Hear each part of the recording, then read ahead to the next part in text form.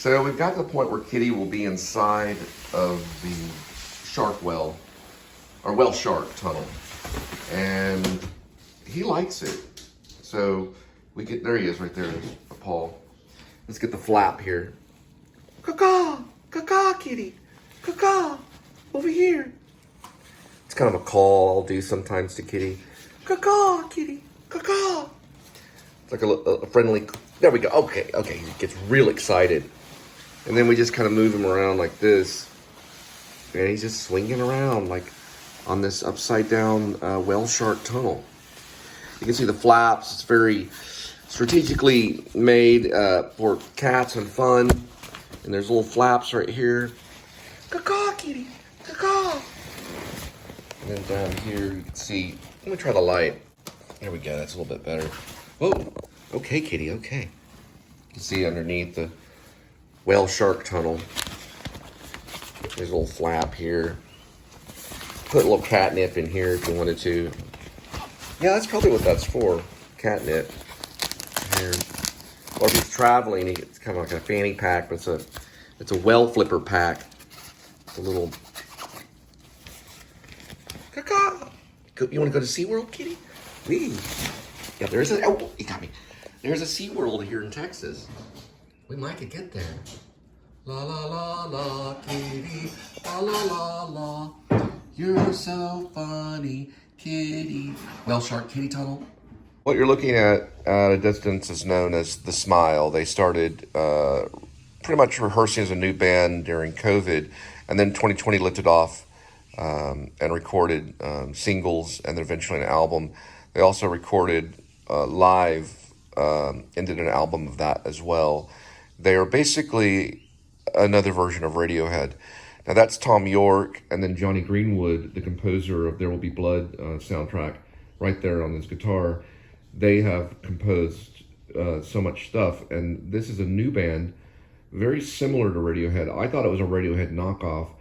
It's actually, no, it's a new band called The Smile. So it's not the full band of Radiohead. So they went a different direction. Sound very similar. I don't know if Sun Kill Moon likes them or not, so it could be that they started this in a new name and everything and seeing if Sun Kill Moon would like them, even though secretly they're, they're kind of Radiohead in a way. Those are the two new bands, the saxophone player and a drum, well, he's a pianist. He's Tom York, the lead singer of Radiohead. And then that is Greenwood, on the guitar, Jonathan Guy. And, it's, I'm trying to get to the drummer. The drummer's different. The other drummer Radiohead was more intense. I was a big fan of their In Rainbows stuff, but this is called The Smile. The Smile. All right, the next scene we'll be working on Escape from Maine is Bert's old schoolhouse. Now, Chris welcomes me in. So when I'm saying me, I'm meaning Jonah. So he welcomes Jonah in. Now we cut to prayer. This is probably the end of the prayer that they're having before dinner. So it'll be the end of the prayer at that sequence right here. So we'll cut to eating dinner. You'll see them eating dinner. And I have to change that for... I don't write with the idea of spelling. That's why I have to go back and correct. I write with the idea of the story.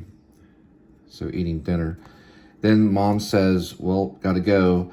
Mom leaves and Chris prays with Jonah about smoking. So he kind of confesses to him in this scene that he's a smoker. And so Chris prays with Jonah. Now, there's some dialogue from Chris's says, when I found Jesus, I was in the trench of Vietnam. There's that little monologue. Then there's smoking is darkness. So Chris will talk about smoking is darkness. And then Chris prays for Jonah. And it's basically the prayer. So there could be a separate sequence here on the prayer. A separate scene so it leads to that prayer. But it starts at the Bert's old schoolhouse. So it starts at Bert's old schoolhouse, and that's what we'll be working on. And I am Cole Spivey, the husband. I'm Linda Spivey. I'm the wife of Cole Spivey. And welcome To the Please Subscribe Show.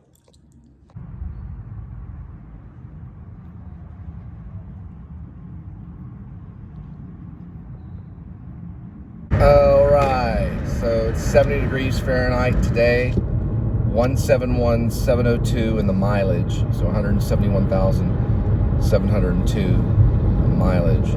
Today is March 9, 2023. There is Linda. And I am Cole, and we're off to eventually drop food at your doorstep.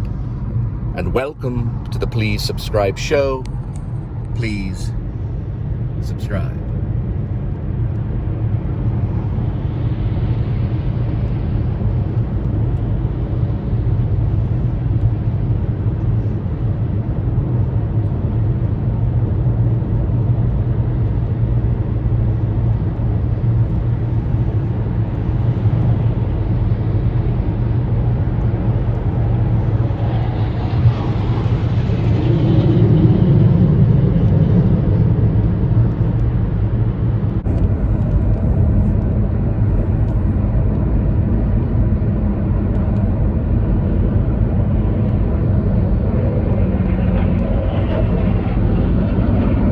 Cloud cover today, so no chances of blue sky or golden sunshine. Not today.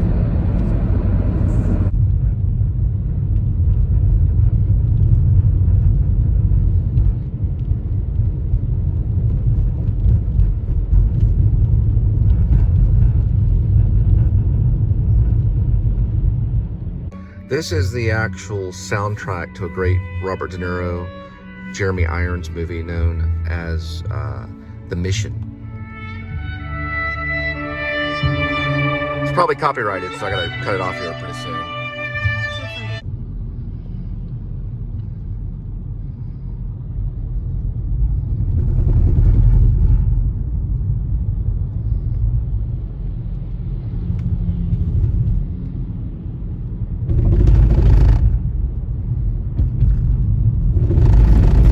Better than Six Flags.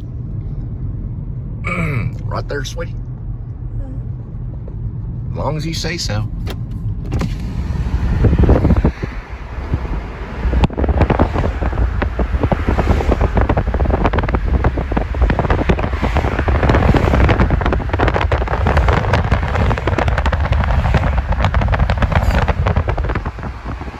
It's real nice trees.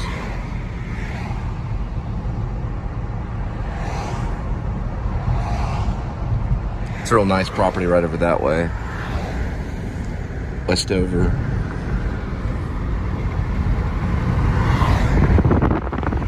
Big old houses in there too. Really easy to deliver to as well.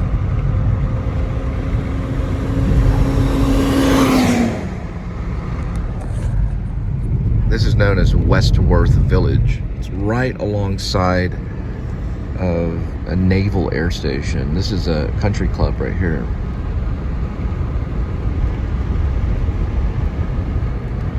It's a Joint Reserve base beyond that way.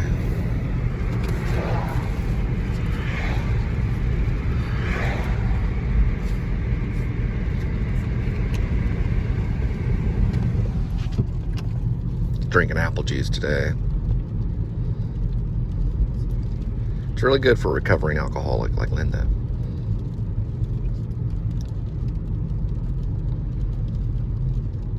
Any type of food. The only thing about, I want to say one thing about alcoholism, that kind of, alcoholics are real like anti-foodie. Now, you're just a big old pig eating fast food. I can drink my alcohol. Well, you know what? They eat fast food too, and they drink alcohol, which has calories. So they're actually more of a glutton than the gluttons. If you're an alcoholic, you're more of a glutton than a glutton, because you're not only eating the food that you want, because usually they do, but they add on top of it with the alcohol. So it's like double the dose. At least you can find alcohol that doesn't have calories. Hello. Well,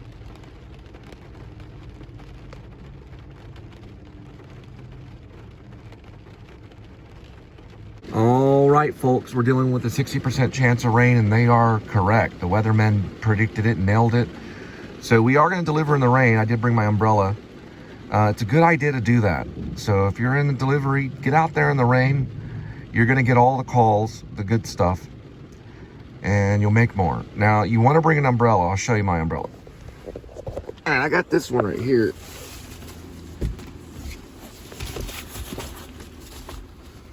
It's a bigger umbrella. It's about this size right here.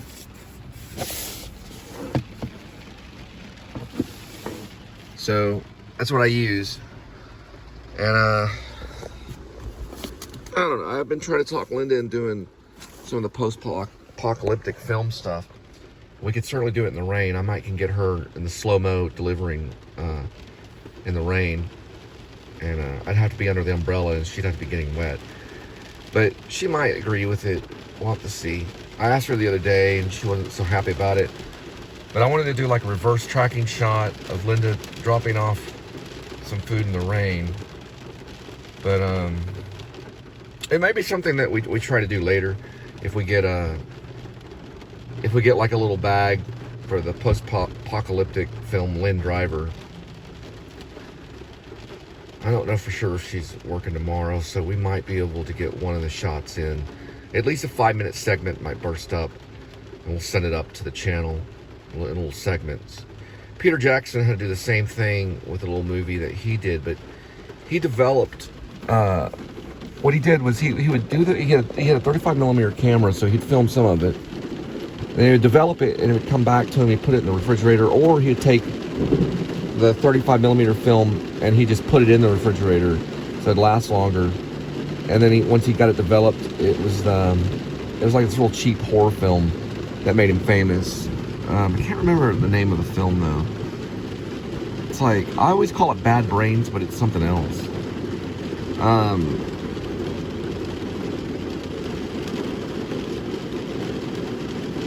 I'm gonna go look it up and I'll tell it to you. It's not Bad Brains. I always say Bad Brains, but that's a punk band. Peter Jackson was a guy he directed King Kong. He also directed Lord of the Rings and things like that. I'll look it up in a minute. All right, I figured it out. It was Peter Jackson's Bad Taste. I think that's the film that he had to develop the film, and then he had to put it in his refrigerator and store it for a long time, and he only did like little segments of it. And then eventually put it all together and made a feature. It was like a cheap horror film. Peter Jackson did it. Long time ago, and back when he could get a hold of these cameras and these little 35mm cameras, and he'd get a hold of them, and he'd have trouble developing.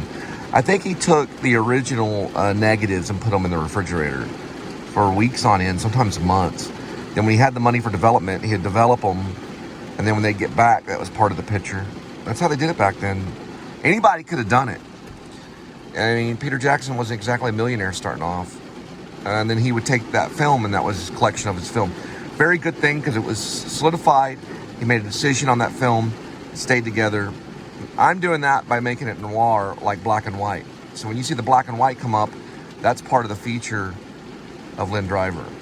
I'm gonna see if I can get her coming out of that subway right here, and the black and white coming through here. So she'll be running to the car. She doesn't know it.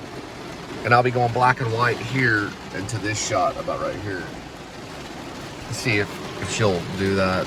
I don't know if she'll do it in this type of rain, but we'll have to see.